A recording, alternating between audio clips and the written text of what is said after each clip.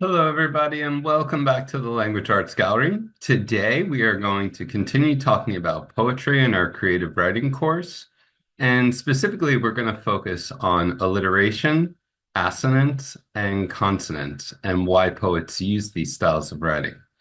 So for all my students in Myanmar, if you're interested in this lesson, please just send me a message in Signal and I will send it to you for free.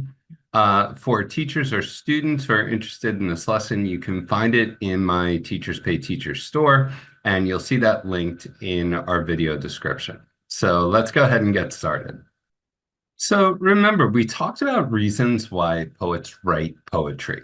And we said that a lot of poets write to express their thoughts or feelings, and some actually write to elicit an emotional response from their audience. But it's important to keep in mind that as a poet, you can do both. You can get your audience to respond to what you're doing, and you can also share your feelings with the audience. So some ways that we can add rhythm, musicality, and rhyme to our poem is through three poetic devices known as alliteration, assonance, and consonance. So let's take a look at a quick tongue twister here.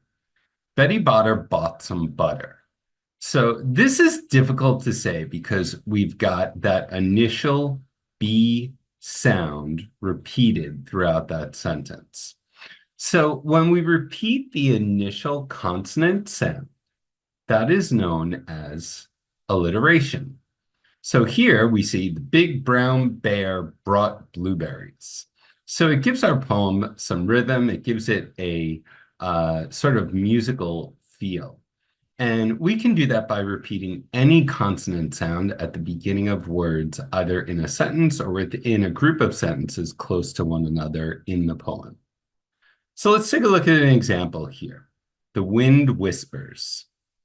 The wind whispers in the willow trees. So right there, we've got wind whispers willow. So we've got that initial W sound. Softly swaying, singing in the breeze. Bright blue birds build their nests. Busy bees buzz, never rest.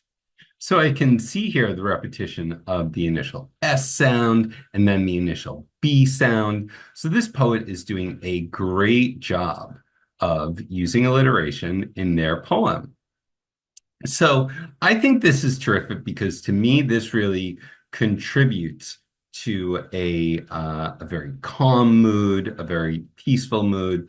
So it gets us to imagine what's happening in the countryside. Now let's talk about assonance.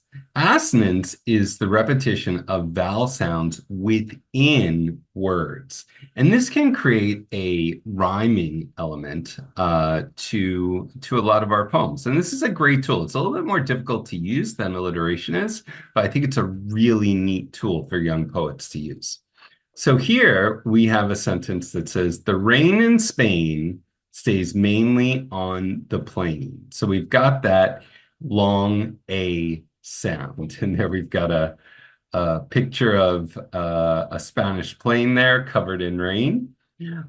So the author does create that rhythmic rhymed pattern of speech by using assonance. So let's take a look at another example. Evening dreams. The moon moves through the blue sky slow, softly glowing, low and close. Leaves weave, whispers as winds blow. Silent streams gleam, a gentle flow. So we've got a lot of great examples here of assonance. So we've got that moon moves, that long O sound through blue, soft, glow, low, close, leave, and weave. So a lot of great examples of assonance there. Consonance, on the other hand, is the repetition of consonant sounds either within words or at the end of words. So here, the lumpy, bumpy road. we've got that MPY sound. And that's repeated. Lumpy, bumpy. We could add clumpy. So here we've got some examples of consonants in the silent night.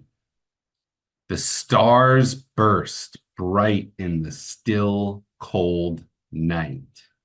So we've got that RS sound with stars, and again with burst, and we've got bright and night, and we've got frost creeps close, crisp and white.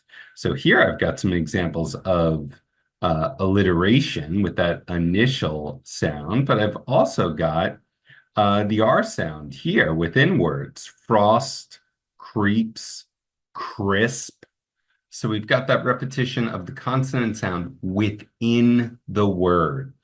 So those are all examples of poetic devices and things that you can use in your poetry to create rhythm, to create musicality, and even to create rhyme within your poems. Okay, so I want you can either pause the video or you can reference the materials that are available with this lesson. And I want you to create a 4 to 6 line poem that uses alliteration, assonance, and consonants. So this lesson comes with the following materials here. Okay, we've got this worksheet on poetic devices, this worksheet here, consonants, and this worksheet here on assonance.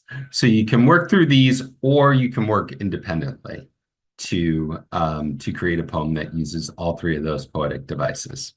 So thank you so much for joining me for this brief lesson. And please remember to like, subscribe, and comment on the video, and I'll see you in our next video at the Language Arts Gallery.